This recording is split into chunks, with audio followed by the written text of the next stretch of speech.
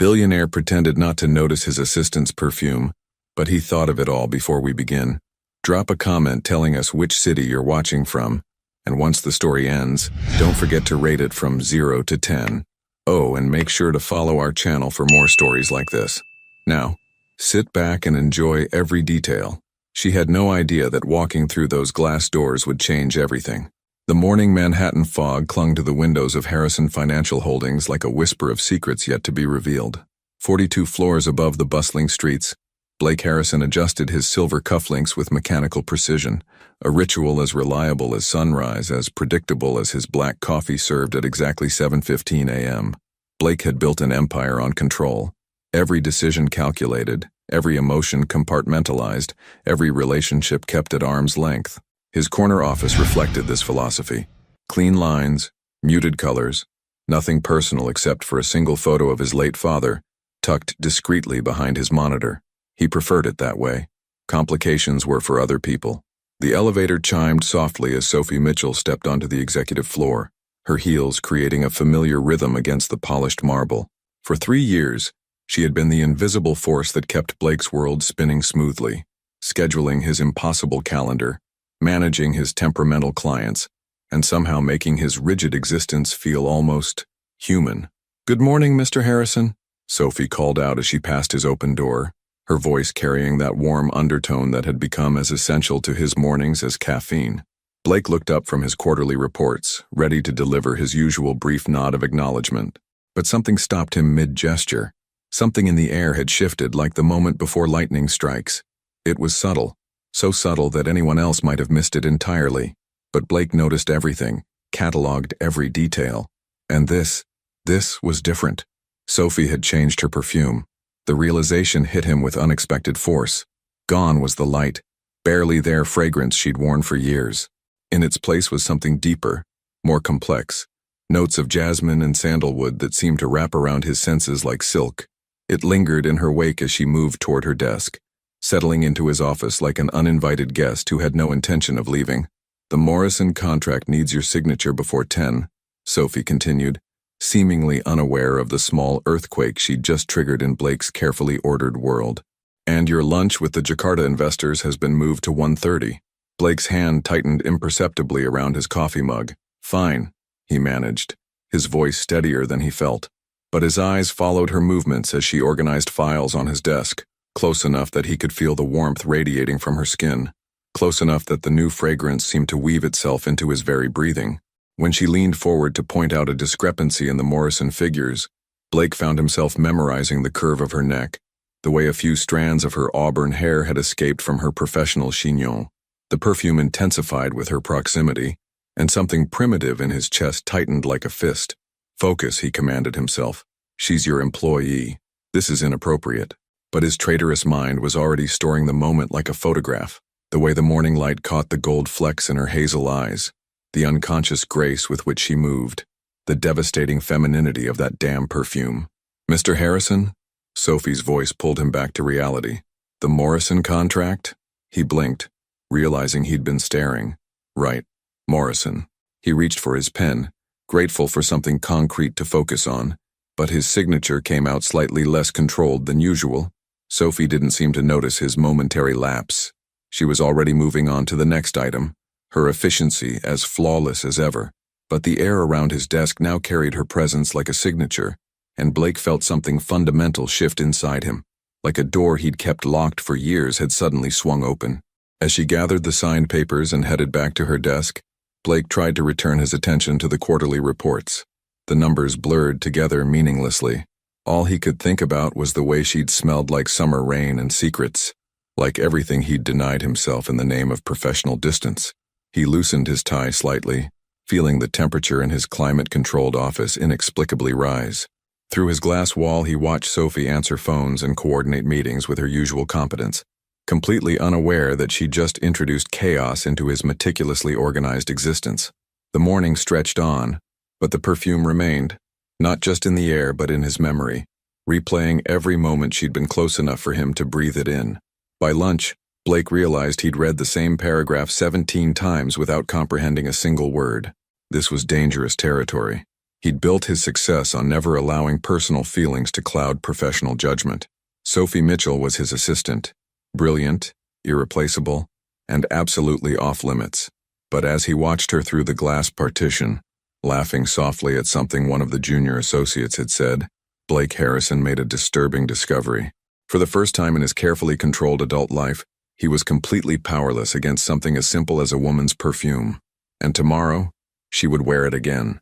He thought he could forget it by tomorrow. He was wrong. Blake Harrison prided himself on sleeping exactly 7 hours each night, 11 p.m. to 6 a.m., no exceptions. His penthouse apartment in the Upper East Side was a monument to precision. Blackout curtains, white noise machine, temperature controlled to exactly 68 degrees. Everything designed for optimal rest and maximum productivity. But at 3:47 a.m. he found himself staring at the ceiling, his mind replaying a scent that had no business haunting his thoughts. Jasmine, sandalwood, something else. Vanilla? No, warmer than that. Blake sat up abruptly, running his hands through his dark hair. This was ridiculous. He was a grown man, not some teenager overwhelmed by hormones. He'd built a billion-dollar company by maintaining focus, by never allowing distractions to derail his objectives.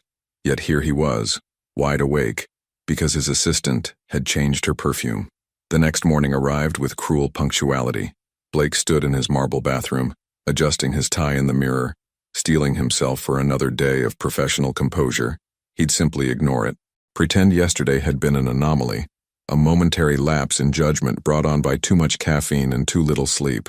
Easy, clinical, detached. But the moment Blake stepped off the elevator at 7:30 a.m., his carefully constructed resolve crumbled like sand. Sophie was already at her desk reviewing his schedule with her usual morning efficiency. She wore a cream-colored blouse that complemented her auburn hair, and when she looked up to greet him, Blake caught the faintest trace of that intoxicating fragrance drifting through the air. "Good morning, Mr. Harrison. Your 8 a.m. with the Denver team has been moved to 8:15. Their flight was delayed, and Councilwoman Torres called about the zoning permits for the Brooklyn project." Blake nodded curtly, not trusting his voice. But as he passed her desk, heading toward his office sanctuary, he made the mistake of breathing too deeply. The perfume seemed to follow him, clinging to his jacket, his thoughts, his suddenly unsteady heartbeat. Control. Maintain control. The morning meeting with the Denver development team should have been routine. Blake had reviewed their proposals 3 times, memorized every financial projection, prepared counter-arguments for their anticipated requests. He was nothing if not thorough. But when Sophie entered to serve coffee halfway through the presentation, Blake lost his train of thought entirely. She moved with quiet grace around the conference table, setting down cups with practiced efficiency. When she reached Blake's seat, she leaned slightly forward to place his coffee at the optimal distance from his papers, a gesture she'd performed hundreds of times before. But this time, when her wrist passed near his shoulder, Blake inhaled involuntarily and felt his entire body tense. The perfume was stronger now, more complex, as if it had warmed against her skin throughout the morning, becoming something altogether more dangerous. "Sir?" The voice of Jonathan Reeves, the Denver team leader, cut through Blake's distraction. "About the revised timeline?" Blake blinked, realizing that 6 pairs of eyes were staring at him expectantly. He had absolutely no idea what question had been asked. "The timeline," Blake repeated slowly, buying himself a moment to recall where they'd left off. "Yes, I think we need to reassess the parameters." It was corporate speak for "I wasn't listening," and everyone in the room knew it. Blake Harrison never needed to reassess anything. He was famous for his laser focus, his ability to absorb complex information and provide instant, decisive feedback. But Sophie Mitchell had just walked out of the conference room, taking her devastating perfume with her, and Blake's legendary concentration had followed her like a lovesick puppy. The meeting concluded 20 minutes later, with Blake providing generic approval for proposals he'd barely heard. As the Denver team filed out, chattering about their unexpected success, Blake remained seated, staring at the empty chair where Sophie had briefly sat to take notes. A small part of her fragrance lingered in the leather upholstery. "This is insane," Blake thought. "I'm losing my mind over a scent." But even as he tried to rationalize his behavior, Blake found himself doing something he'd never done in his professional life. He walked to the chair where Sophie had been sitting and breathed in deliberately. The perfume was faint now, almost gone, but still there. still enough to make his pulse quicken, and his carefully constructed walls feel suddenly fragile. Through the glass partition, he could see Sophie at her desk, completely absorbed in her work, oblivious to the chaos she'd introduced into his world. She was reviewing contracts, making phone calls, managing his empire with the same competence she'd always shown. But everything had changed. The air felt different. The space between them felt charged with possibility and danger. Blake returned to his desk and tried to focus on the quarterly budget reports. The numbers swam before his eyes like hieroglyphics.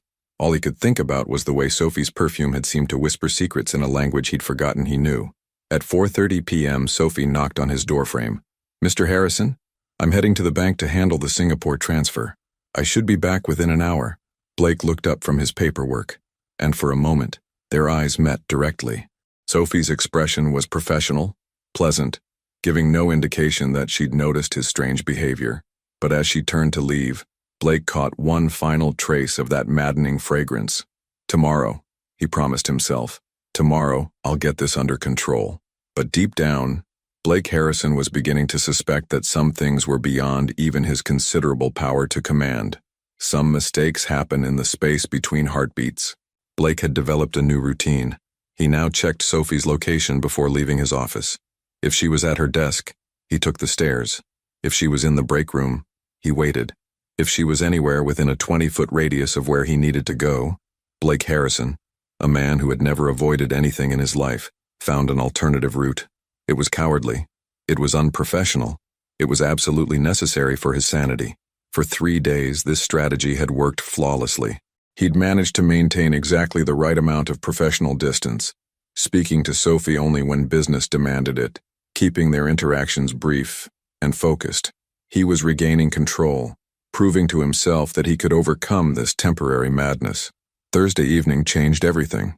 Blake stayed late to review the Tokyo merger documents, partly because the deal required his immediate attention, partly because working after hours meant Sophie would be gone by the time he left. Safe, predictable, smart. At 8:47 p.m., he finally closed the last folder and headed toward the elevator, confident in his solitude. The 42nd floor was empty except for the night cleaning crew working on the opposite end of the building. His footsteps echoed in the marble hallway as he approached the elevator bank, already mentally preparing for the peaceful ride down to the parking garage. The elevator doors opened smoothly, revealing exactly what Blake had expected: emptiness. He stepped inside, pressed the button for P3, and allowed himself a small smile of satisfaction. Crisis averted. Control maintained. He'd successfully avoided another encounter with Sophie's intoxicating presence. The doors began to close. "Hold the elevator." Blake's finger moved toward the door open button automatically, a reflex of basic courtesy. Only after he'd pressed it did he recognize the voice calling from down the hallway. Sophie appeared in the elevator doorway, slightly breathless from her quick walk, carrying a stack of files and her leather purse. She'd changed from her business attire into dark jeans and a soft gray sweater that made her eyes look more green than hazel, and she was wearing that perfume. "Thank you," Sophie said as she stepped into the elevator, her smile genuine and warm. "I can't believe I'm still here this late. The Yamamoto contracts needed to be couriered tonight, or we'd lose the morning deadline in Tokyo." Blake nodded stiffly, pressing himself against the far wall of the elevator, as if those extra 18 inches might somehow protect him from the assault on his senses. "Of course, the Tokyo deal is priority." The door slid shut with a soft whisper, sealing them into the small, enclosed space. Blake had been in this elevator thousands of times. He knew its dimensions precisely: 6 feet by 8 feet, mirrored walls, soft lighting designed to flatter rather than illuminate. It had never felt small before. Now it felt like a trap. Sophie stood near the control panel, checking something on her phone, completely unaware that Blake was holding his breath to avoid inhaling too deeply. But in an enclosed space, there was nowhere for her fragrance to go except everywhere, surrounding him, overwhelming him, making his pulse race like a teenager's. Between the 38th and 37th floors, Sophie glanced up from her phone and noticed Blake pressed against the far wall like he was trying to merge with the mirrored surface. "Are you feeling all right, Mr. Harrison? You look a bit tense." Tense. That was one word for it. "Fine," Blake managed. "Just, tired. Long day." Sophie's expression softened with something that might have been concern. "You've been working late every night this week." Maybe you should take a day off. When's the last time you took an actual vacation? The genuine care in her voice hit Blake harder than her perfume. Sophie had always been attentive to his needs, but hearing that concern directed at his personal well-being rather than his professional requirements made something crack inside his chest. "I don't take vacations," he said, then immediately regretted how harsh that sounded. "Everyone needs a break sometimes," Sophie replied gently. "Even brilliant CEOs who think they're superhuman." Between the 23rd and 22nd floors, the elevator shuddered slightly. Nothing dramatic, just the small tremor that occasionally happened in older buildings during windy weather. But the brief motion caused Sophie to reach out instinctively for balance, her hand finding Blake's forearm. The contact lasted perhaps 2 seconds. Her fingers were warm through his shirt sleeve, her touch light and completely innocent. But in that moment, Blake felt her perfume intensify, as if her nearness had somehow amplified every molecule of fragrance in the air. When she pulled her hand away, apologizing softly for the contact, Blake looked down and saw the faintest trace of her scent clinging to his sleeve. "Sorry about that," Sophie said, smoothing down her sweater. "These old elevators can be temperamental." Blake stared at the spot where she'd touched him, feeling like he'd been branded. "No problem." The remaining floors passed in charged silence. When they reached the parking garage, Sophie stepped out first, turning back to face him as the doors prepared to close. "Drive safely, Mr. Harrison, and try to get some sleep tonight. You look like you need it." As the elevator doors shut, leaving Blake alone with the lingering ghost of jasmine and sandalwood, he realized that avoiding Sophie Mitchell was no longer a viable strategy, because now, every time he looked at his sleeve, he would remember exactly how her touch had felt. And tomorrow, he would have to face her again. She knew something had changed the moment he asked her to leave the building with him. Friday afternoon brought unexpected complications in the form of Delilah Santos, Blake's older sister, who appeared unannounced in the Harrison financial lobby, wearing designer sunglasses and a determined expression that Blake recognized from childhood. "Tell me you're not turning into Dad," Delilah said without preamble, settling into the leather chair across from Blake's desk like she owned the place. 70-hour work weeks, no personal life, married to a company instead of a woman. Blake didn't look up from his computer screen. "Nice to see you too, Dee. How's the gallery business?" "Don't deflect. When's the last time you went on a date? Had dinner with a friend? Did anything that wasn't related to profit margins and board meetings?" "Last Tuesday I had dinner with the Japanese investors." "That doesn't count and you know it." Delilah studied him with the laser focus that had made her one of Manhattan's most successful gallery owners. "You look different, distracted. Are you sleeping?" Blake's fingers paused over his keyboard. He couldn't tell his sister that he'd been losing sleep over his assistant's perfume. That would require explanations he wasn't prepared to give, mostly because he didn't understand them himself. "I'm fine, Delilah. Just busy with the merger." Through his glass wall, Blake caught sight of Sophie returning from lunch, a small paper bag from Carlotti's deli in her hand. She moved with her usual grace, but something in her posture seemed different today. More thoughtful, perhaps even slightly melancholy. Delilah followed his gaze and raised an eyebrow. "Is that your assistant? The one you mentioned last year?" "Sophie Mitchell, yes. She's lovely. You should ask her to coffee." Blake's attention snapped back to his sister. "She's an employee, Delilah. It would be inappropriate." "Since when do you care about office protocol when it comes to getting what you want?"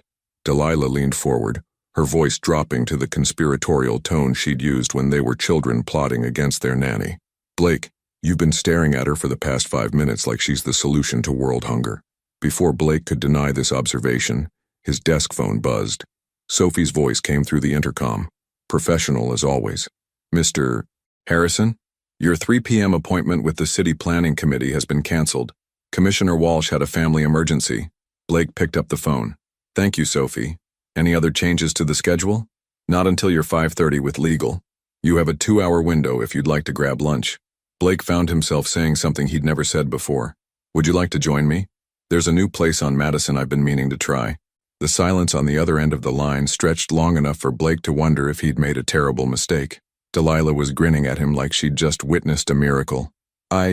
Yes, Mr. Harrison. That would be nice." 20 minutes later, Blake found himself walking down Madison Avenue beside Sophie, feeling like he was stepping off a cliff. The October air was crisp, carrying the scent of roasting chestnuts from a street vendor and the distant promise of winter. Sophie had put on a light camel-colored coat that made her hair look like burnished copper in the afternoon sunlight. And yes, She was still wearing that devastating perfume, but outdoors it seemed different, softer, more integrated with her natural presence rather than overwhelming his senses. They chose Brewer's Corner, a small coffee shop with exposed brick walls and mismatched furniture that was the antithesis of every sterile corporate restaurant Blake usually frequented. Sophie ordered a lavender latte and a blueberry scone. Blake stuck with black coffee and found himself wondering when he'd become so predictable. "This is nice," Sophie said, settling into a worn leather armchair near the window. "I don't think I've ever seen you outside the office except for those few business dinners." "I don't usually," Blake began, then stopped. He didn't usually what? Leave the office for non-business reasons? Invite employees to casual meals? Allow himself to enjoy a woman's company without an agenda? All of the above. "You don't usually take breaks," Sophie finished for him, her smile gentle. "I've noticed. 3 years I've been working for you, and I don't think you've ever taken a lunch that wasn't related to a deal or a meeting." Blake studied her face, noticing details that were somehow different in natural light. A small scar near her left temple that was invisible under office fluorescence. The way her eyes crinkled slightly at the corners when she smiled. The fact that her perfume, in this setting, smelled less like seduction and more like comfort. "Why did you change your perfume?" The question escaped before Blake could stop himself. Sophie's cup froze halfway to her lips. "Excuse me?" Blake felt heat rise in his neck. "Your perfume. You changed it last week." "I was just curious about the choice." For a moment, Sophie looked genuinely surprised. Then something shifted in her expression, a dawning awareness that made Blake's chest tighten with anticipation and dread. "You noticed," she said quietly. It wasn't a question. "I notice everything about my business environment." "Is that what this is? Business?" The simple question hung in the air between them like a challenge. Blake stared into his coffee, realizing that he'd just crossed a line he couldn't uncross. "I don't know," he admitted. And for the first time in years, Blake Harrison was telling the absolute truth. Saturday at 11:47 p.m., Blake Harrison did something he'd never done before. He texted his assistant. The weekend stretched before Blake like an unfamiliar landscape. Usually, Saturdays meant catching up on international calls, reviewing quarterly projections, or attending charity galas where he could network without the pretense of genuine interest, structure, purpose, control. But this Saturday, Blake found himself wandering his penthouse apartment like a caged animal, unable to concentrate on anything for more than 10 minutes at a time. The coffee shop conversation had replayed in his mind approximately 47 times since Friday afternoon. Every word, every pause, every moment when Sophie's eyes had seemed to see straight through his carefully constructed professional facade. The way she'd said "you noticed," as if that simple observation had revealed more than any lengthy confession. By evening, Blake had accomplished nothing except wearing a path in his Italian marble floors and consuming an embarrassing amount of bourbon. At 11:47 p.m., staring out at the glittering Manhattan skyline, Blake pulled out his phone and typed something he immediately knew he should delete. "Are you awake?" His thumb hovered over the send button for 37 seconds. Every rational part of his brain screamed warnings. Inappropriate, unprofessional, crossing boundaries that could never be uncrossed. He sent it anyway. The response came faster than he'd expected. "Mr. Harrison? Is everything all right? Is there an emergency?" Blake stared at the screen, realizing he'd just created a situation he was completely unprepared to handle. What was he supposed to say? That he couldn't stop thinking about her perfume? That their coffee shop conversation had left him feeling more unsettled than any billion-dollar merger? "No emergency. I just couldn't sleep. Wanted to make sure you were okay after our conversation yesterday." 3 dots appeared, disappeared, appeared again. Sophie was typing, deleting, typing again. "I'm fine. A little confused maybe, but fine. Are you okay?" Blake walked to his floor-to-ceiling windows, looking down at the city that never slept. Somewhere down there, Sophie was in her apartment, probably in Midtown, based on her salary range, wondering why her normally predictable boss was texting her at midnight like some lovesick teenager. "Can I ask you something?" "Of course. Why did you really change your perfume?" This time, the delay was longer. Blake watched the dots appear and disappear for nearly 2 minutes before her response finally arrived. "You'll think it's silly. Try me. I read an article about scent memory, how certain fragrances can make people feel different emotions. I wanted to try something that made me feel braver, I guess. More confident." Blake's chest tightened. Braver for what? Another long pause. For changes I've been thinking about making.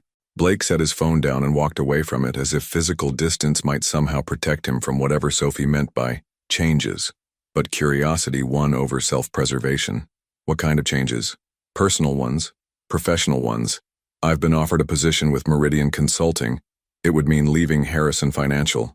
The words hit Blake like a physical blow. He'd known this day would come eventually. Sophie was too talented, too ambitious to remain an assistant forever. But somehow he'd assumed he would have warning. Time to prepare. Time to find a replacement who could manage his chaos with even half her competence. He definitely hadn't expected to learn about it via text message at midnight while wearing pajama pants and nursing his third bourbon. When? They want an answer Monday. The position starts in 2 weeks. Blake stared at his phone, his mind racing through calculations that had nothing to do with business and everything to do with the sudden, devastating prospect of his days without Sophie's presence. No more morning greetings that somehow made his office feel less sterile. No more subtle organization that kept his world functioning smoothly. No more jasmine and sandalwood drifting through his carefully controlled environment.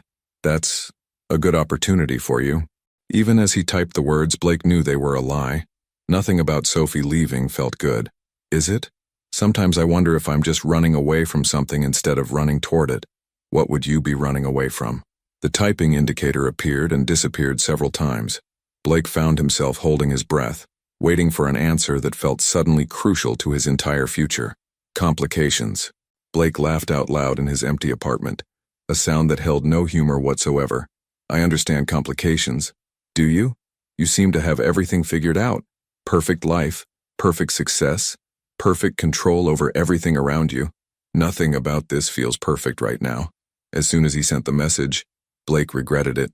Too honest, too revealing, too much like the admission it actually was. Mr. Harrison, Blake, it's almost midnight on a Saturday. I think you can call me Blake. Blake, are we still talking about business? The question hung in the digital space between them like a bridge neither of them could cross without changing everything. I don't think we ever were.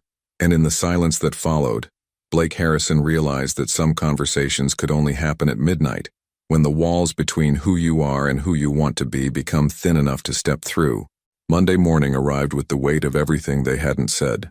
Blake stood at his bathroom mirror at 6:15 a.m., adjusting his tie for the 4th time. His hands weren't quite steady, a detail that would have been imperceptible to anyone else, but felt glaringly obvious to him. In less than 2 hours, he would have to face Sophie Mitchell knowing that their midnight text conversation had fundamentally altered the terrain between them. The weekend had crawled by with agonizing slowness after their exchange ended around 1 a.m. Saturday night.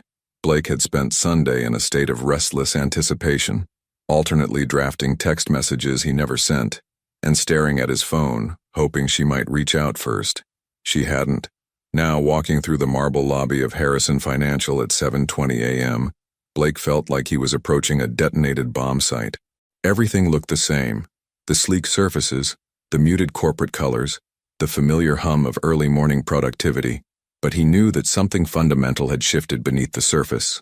Sophie was already at her desk when Blake emerged from the elevator, her auburn hair pulled back in its customary professional style, her posture perfect as she reviewed what appeared to be his Monday schedule.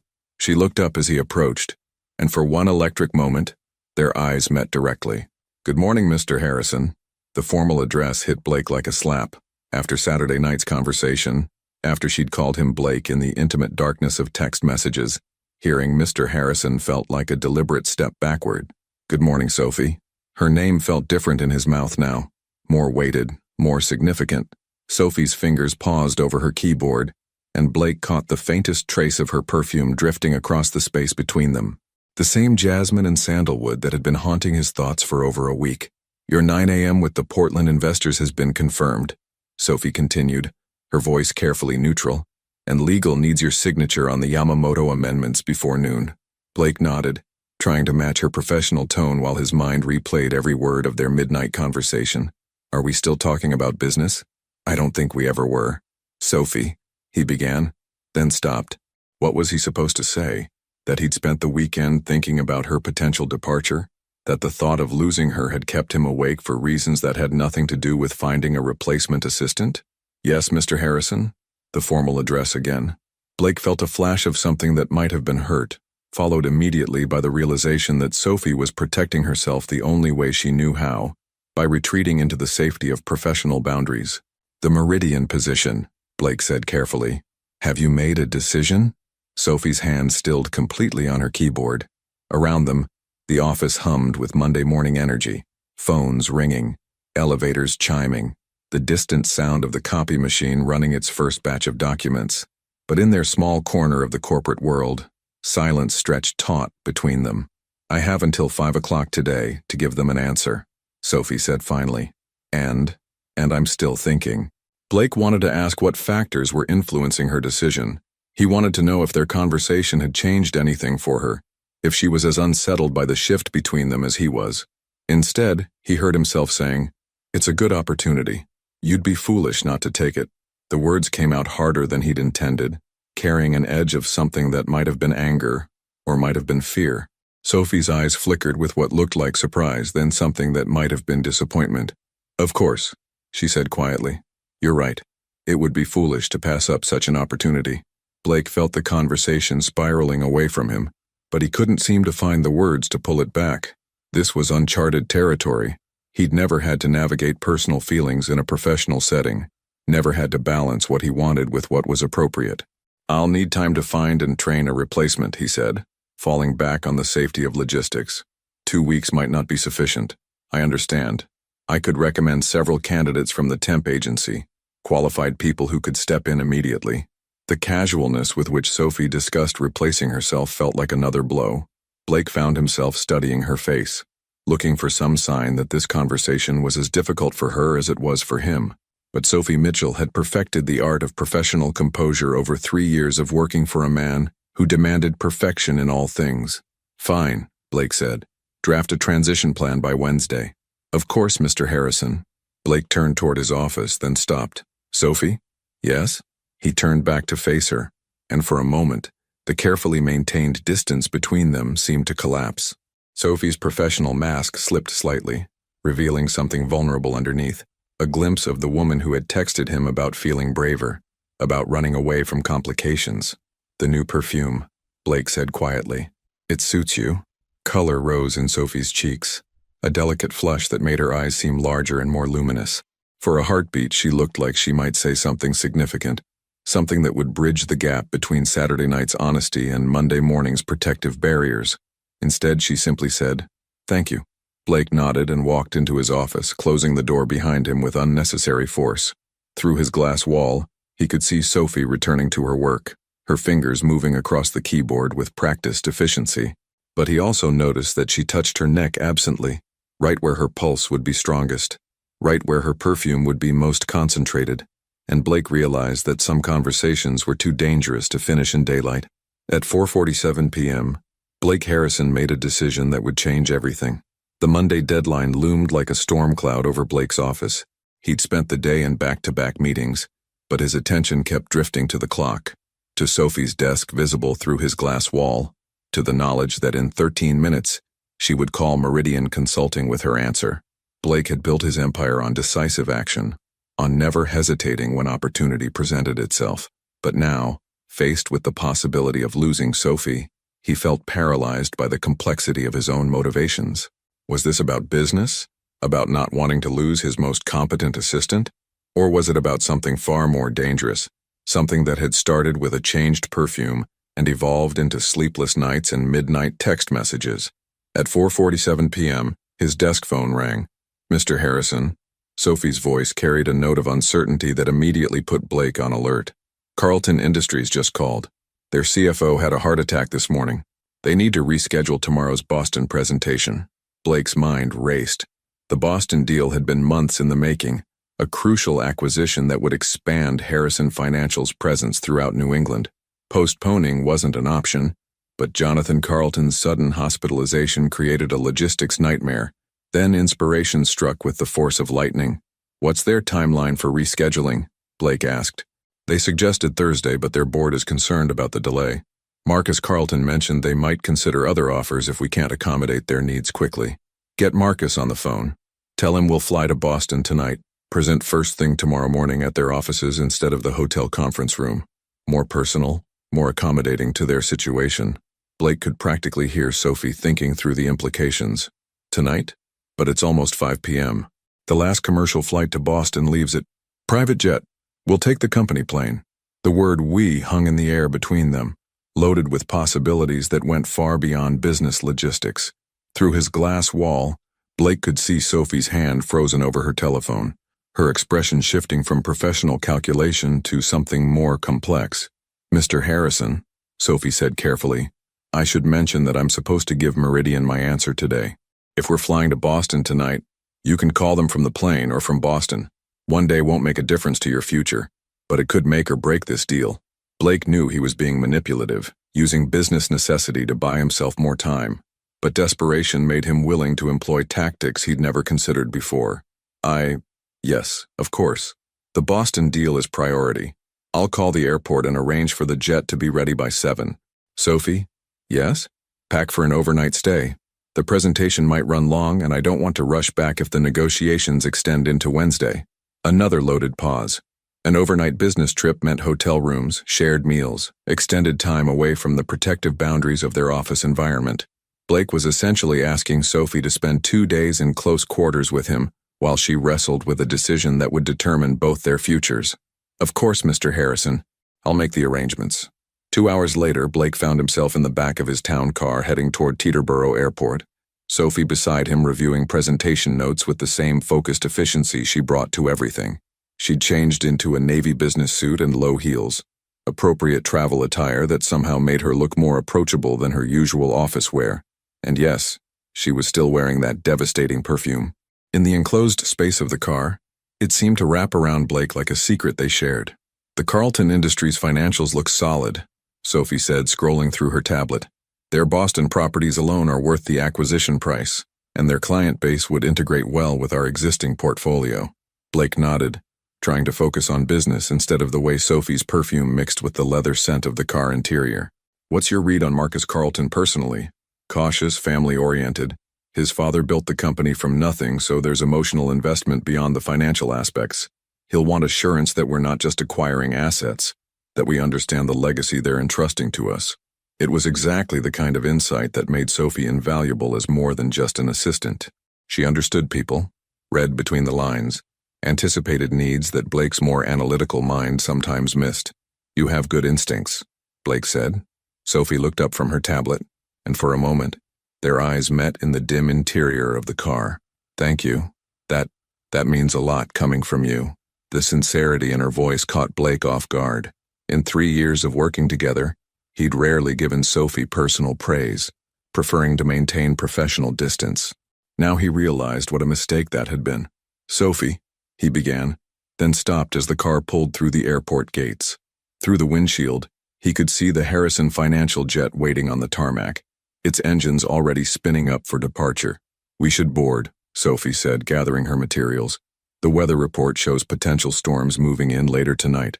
As they walked across the tarmac toward the plane, Blake caught himself studying Sophie's profile in the golden evening light. Tomorrow she might give her notice to Meridian Consulting. Tonight, they would be alone together at 30,000 feet, with nothing but clouds and starlight between them and the ground. Some decisions, Blake realized, were made in the space between earth and sky. Some truths can only be spoken when there's nowhere left to run. The Harrison financial jet was designed for productivity, leather seats that converted to workstations, satellite internet, a conference table that could accommodate 6 people for in-flight meetings. Blake had conducted million-dollar negotiations at 30,000 feet, closed deals while crossing time zones, maintained his empire from above the clouds. But tonight, with Sophie sitting across from him in the cabin's intimate lighting, the plane felt less like a mobile office and more like a confession booth suspended in darkness. They'd been airborne for 47 minutes. Sophie had spent the first half hour reviewing the Carlton presentation materials with the same methodical precision she brought to everything. But now, as they cruised over the lights of Pennsylvania, she'd set aside her work and was staring out the small window at the star-scattered sky. Blake watched her reflection in the glass, the soft curve of her profile, the way her fingers absently traced the edge of her tablet, the distant expression that suggested her mind was somewhere far from quarterly projections and acquisition strategies. "You're going to take the Meridian job," Blake said suddenly. It wasn't a question. Sophie's posture, her careful distance throughout the day, the way she'd avoided his eyes during the car ride, all of it pointed toward a decision she'd already made but hadn't yet voiced. Sophie's reflection in the window went still. What makes you say that? You've been saying goodbye all day without realizing it. The way you organized my files this afternoon, like you were making sure someone else could find everything. The detailed notes you left about the quarterly budget review. You're preparing for your absence. Sophie turned away from the window to face him directly. In the plain, subdued lighting, her eyes looked more green than hazel, and Blake could see something vulnerable there, something that made his chest tighten with unfamiliar emotion. You're very observant, she said quietly. It's what's made me successful in business. Reading people, anticipating their moves before they make them. And what do you think my moves will be? Blake leaned back in his leather seat, studying Sophie's face. You'll take the Meridian position because it's the smart choice. Better money, more responsibility, a clear path toward the career you actually want instead of managing someone else's life indefinitely. Sophie nodded slowly. All logical reasons. But logic isn't the only factor in this decision, is it? The question hung between them like a challenge. Outside their small windows, the world was reduced to scattered lights below and infinite darkness above. Blake felt like they were suspended in space, removed from the normal rules that governed their interaction. No, Blake admitted. Logic isn't the only factor. Sophie unbuckled her seatbelt and moved to the seat beside him, closer than she'd ever sat in 3 years of working together. Close enough that Blake could feel the warmth of her presence, could breathe in that intoxicating perfume that had been driving him slowly insane for over a week. Blake, she said, and hearing his first name from her lips in person rather than through a text message felt like crossing a bridge that could never be rebuilt. What are we doing? It was the question Blake had been avoiding since Saturday night's text conversation, since the moment he'd invited her to coffee, since the first time her new perfume had made him forget how to think clearly. I don't know, he said honestly. I've never been in this situation before. What situation? Blake looked at Sophie, really looked at her, not as his assistant or his employee, but as the woman who had somehow become essential to more than just his professional life. Wanting something I can't have. Who says you can't have it? The softly spoken question hit Blake like a physical blow. Sophie was looking at him with an expression he'd never seen before. Open, honest, tinged with something that might have been hope or might have been invitation. Company policy, professional boundaries. The fact that I'm your boss and I'm what, Blake? You're Sophie Mitchell. You're brilliant and ambitious, and you deserve someone who can offer you more than complications and corporate scandal. Sophie reached out and touched his hand, the first deliberate contact they'd ever shared. Her fingers were warm, soft, and Blake felt something fundamental shift inside his chest. What if I want the complications? She asked. What if I've been thinking about complications since the moment I put on this new perfume? Blake stared at their joined hands, hardly daring to believe what he was hearing. Sophie, the perfume wasn't about feeling braver in general, she said quietly. It was about feeling brave enough to let you notice me, really notice me, not as your assistant or your problem solver, but as a woman. Blake's world tilted on its axis. You changed your perfume. For me? I've been in love with you for 8 months, Sophie said, her voice steady despite the magnitude of her confession. I changed the perfume because I was tired of being invisible. The plane hit a patch of turbulence, but Blake barely noticed the slight shudder in the cabin. All his attention was focused on Sophie's face, on the courage it must have taken to speak those words. You were never invisible, Blake said roughly. You were the only thing I could see. And 30,000 feet above the earth with nowhere to run and nothing left to hide behind, Blake Harrison finally stopped pretending he was in control. The space between confession and action is where everything either begins or ends, forever. The Fairmont Copley Plaza stood against the Boston skyline like an elegant monument to old-world sophistication. Blake had stayed here dozens of times over the years, always in the same suite, always alone, always focused solely on whatever business had brought him to the city. Tonight felt different. Tonight, the marble lobby with its crystal chandeliers and understated luxury seemed to pulse with possibility and danger in equal measure. They'd barely spoken during the descent into Logan Airport, during the car ride through Boston's narrow streets. The confessions exchanged at 30,000 feet hung between them like a bridge. Neither was quite brave enough to cross. Sophie sat beside him in the town car, close enough that Blake could feel her presence like electricity, but they maintained the careful distance of two people who had just revealed too much and didn't know how to navigate the aftermath. "Mr. Harrison, Ms. Mitchell," the hotel manager greeted them personally in the lobby. "Your suites are ready. Adjoining rooms on the executive floor, as always." Adjoining rooms. Blake had requested that arrangement automatically, the same setup he used when traveling with any business associate. But now the phrase carried weight that made his pulse quicken. A door between their rooms, a boundary that could be crossed or respected, depending on choices they hadn't yet made. The elevator ride to the 15th floor passed in charged silence. Sophie stood across from Blake in the mirrored space, her reflection multiplied infinitely around them. She'd loosened her hair from its professional chignon, and it fell in soft waves around her shoulders. The jasmine and sandalwood of her perfume seemed intensified in the small space, wrapping around Blake's senses like a promise. "Room 1547, the bellhop announced, sliding the key card into Sophie's door. "And 1549 for you, Mr. Harrison." The connecting door is unlocked from both sides as requested. After the bellhop left with his tip, Blake and Sophie stood in the hallway between their rooms, each holding a key card like a weapon they weren't sure how to use. "The presentation is at 9 tomorrow morning," Sophie said, her voice carefully professional. "I'll have copies of all materials ready by 8:30. "Sophie." She looked up at him, and Blake saw his own uncertainty reflected in her eyes. In the airplane, surrounded by darkness and altitude, confessing feelings had felt like the most natural thing in the world. Here, in the bright hallway of a Boston hotel, reality pressed down on them with uncomfortable weight. "What we said on the plane," Blake began, "was the truth," Sophie finished firmly. "At least it was for me. I don't know how to do this," Blake admitted. "I've never mixed business with anything personal. I don't know the rules." Sophie stepped closer to him, close enough that Blake could see the gold flecks in her hazel eyes, close enough to feel the warmth radiating from her skin. "Maybe there are no rules when you're rewriting everything," she said softly. Blake's hand moved toward her face before he could stop himself, his fingers almost touching her cheek before he pulled back. "Sophie, if we cross this line..." "What? What happens if we cross this line?" "Everything changes. Your job, my reputation, the way everyone at the company sees both of us. There's no going back." Sophie nodded slowly, her gaze never leaving his face. "I know. You could still take the Meridian position, start fresh somewhere else, with someone who isn't your boss, someone who can offer you a normal relationship without complications." "I don't want normal," Sophie said, her voice barely above a whisper. "I want you." The simple declaration hit Blake like a physical blow. He'd spent his entire adult life maintaining control, making calculated decisions, never acting on impulse. But standing in this hotel hallway with Sophie looking at him like he was everything she'd ever wanted, Blake felt his legendary self-control cracking like ice in spring. "The connecting door," he said roughly. "What about it? Tonight, leave it unlocked." Sophie's breath caught audibly.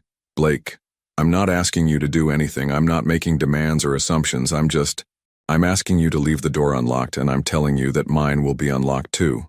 Color rose in Sophie's cheeks, but her gaze remained steady. "And then what?"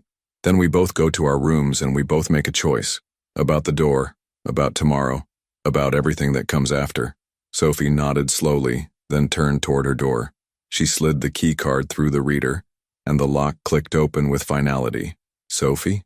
She turned back to face him. "Whatever you decide, whatever choice you make tonight, I want you to know that I meant everything I said on the plane." Sophie smiled then, the first genuine smile Blake had seen from her all day. It transformed her face, made her look younger and somehow more beautiful than he'd thought possible. "So did I," she said. Then she disappeared into her room, and Blake stood alone in the hallway, staring at the closed door that separated them. Room 1549, an unlocked connecting door, and the most important decision of Blake Harrison's carefully controlled life. At 11:43 p.m., Sophie Mitchell stood before a door that would change her life forever. Blake had been staring at the ceiling of his hotel room for 47 minutes, still fully dressed except for his suit jacket and tie. The connecting door to Sophie's room loomed in his peripheral vision like a question that demanded an answer he wasn't sure he was brave enough to give. Every rational part of his brain cataloged the risks, professional scandal, corporate complications, the possibility that crossing this line would destroy the most important working relationship of his career. But beneath the logic, something deeper pulsed with undeniable truth. He was in love with Sophie Mitchell, and pretending otherwise had become impossible. A soft knock echoed through the silence. Blake sat up abruptly, his heart hammering against his ribs. The sound had come from the connecting door, 3 gentle taps that somehow conveyed both question and invitation. "Blake?" Sophie's voice was muffled by the heavy wood, but he could hear the uncertainty threading through her words. "Are you awake?" Blake crossed the room in 4 strides and pressed his palm against the door, as if he could feel her presence through the barrier between them. "I'm awake," he said. I don't know how to do this either," Sophie said, her voice so quiet he had to strain to hear it. "I've never been in love with someone I work for. I've never risked everything for a feeling that might be temporary." Blake closed his eyes, resting his forehead against the door. "Sophie, but I keep thinking about what you said on the plane, about wanting something you can't have, and I realize that wanting you isn't something that's going away. It's not a phase or a crush or professional admiration gone wrong. It's love, Blake.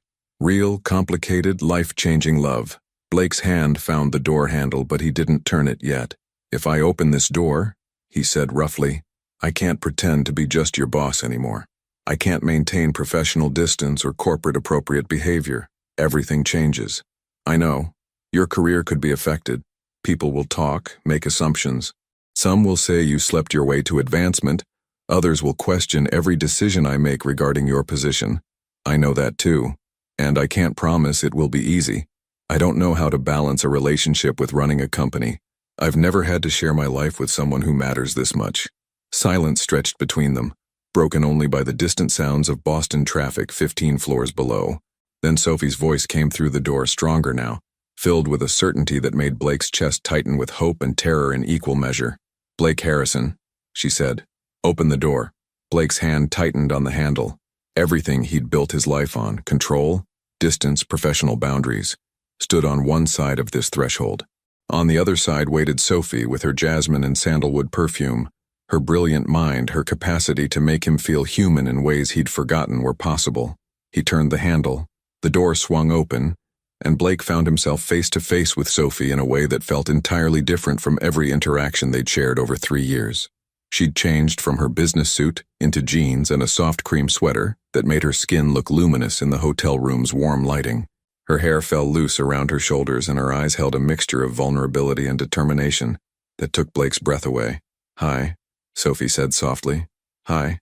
For a moment they simply stood there, separated by nothing more than the threshold between their rooms and the magnitude of what they were about to change forever.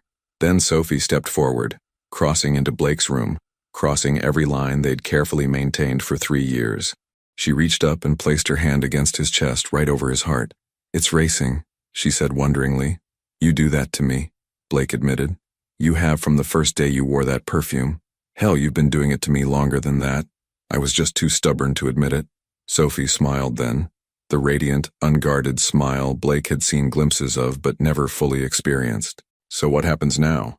Blake reached up and traced the curve of her cheek with his fingertips, finally allowing himself the touch he'd been denying for weeks. Sophie's skin was silk soft, and she leaned into his caress like she'd been waiting for it as long as he'd been wanting to give it. "Now," Blake said, his voice rough with emotion, "I stopped pretending I can live without you." When Blake kissed Sophie Mitchell for the first time, it felt like coming home and setting sail for uncharted waters simultaneously. She tasted like the promise of everything he'd been afraid to want, and when she kissed him back with equal intensity, Blake felt the last of his legendary control finally completely surrender. Outside their window, Boston glittered with a million lights, but inside room 1549, there was only the scent of jasmine and sandalwood, and the sound of 2 hearts finally beating in synchrony. 6 months later, Love had learned to wear a business suit. The morning sun streamed through the floor-to-ceiling windows of Harrison Financial Holdings, casting golden patterns across the marble floors of the 42nd floor. The office looked exactly the same as it had on that Monday morning when Sophie first wore her new perfume. Same sleek surfaces, same muted corporate colors, same view of Manhattan stretching endlessly toward the horizon. But everything had changed. Sophie Mitchell, now Sophie Mitchell, Senior Vice President of Strategic Development, sat in her new corner office 3 doors down from Blake's, reviewing acquisition proposals for a chain of boutique hotels in California. Her auburn hair was pulled back in its familiar professional chignon, and she wore a charcoal gray suit that commanded respect in boardrooms from Wall Street to Silicon Valley. She still wore the same jasmine and sandalwood perfume. Through her glass wall, Sophie could see Blake in his office, jacket off, sleeves rolled up, completely absorbed in a conference call with their Tokyo partners. Even after 6 months of loving him openly, watching him work still made her pulse quicken. The focused intensity, the quick intelligence, the way his dark hair fell across his forehead when he leaned forward to make a point. Some things never lost their power to affect her.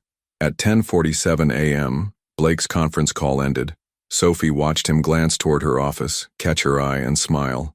It was a small gesture, barely noticeable to anyone else in the office, but it carried the weight of everything they'd built together: professional partnership, personal intimacy, and the delicate balance between the two. The transition hadn't been seamless. There had been raised eyebrows from the board of directors, carefully worded conversations with HR, and a few awkward months of learning how to be colleagues and lovers simultaneously. Some employees whispered in break rooms about favoritism and inappropriate relationships. Others simply adapted to the new dynamic with the pragmatic acceptance that defined corporate culture. But Blake and Sophie had navigated every challenge the same way they handled everything else. Together, with honesty and unwavering support for each other's ambitions. Sophie had turned down the Meridian consulting position, but not to remain Blake's assistant.